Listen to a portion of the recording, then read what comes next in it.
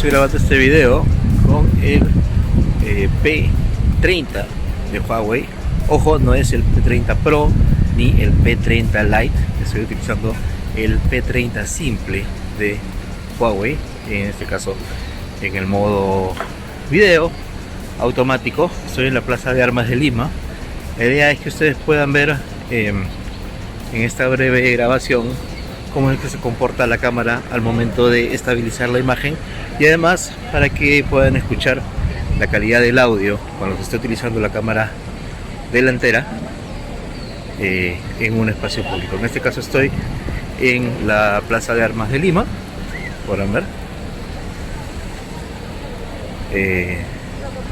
Acaba de terminar la hora del almuerzo. En realidad hay bastante gente, pero no hay mucha bulla.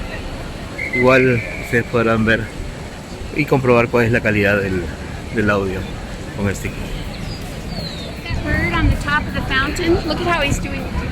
Y ahora estoy grabando con las cámaras principales de este Huawei P30.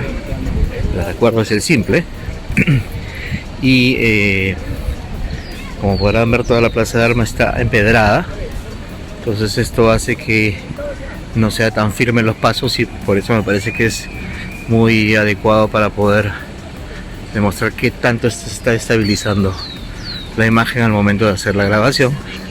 Y nuevamente también estamos viendo de qué manera se está captando el audio cuando se están utilizando las cámaras principales para hacer la grabación del vídeo.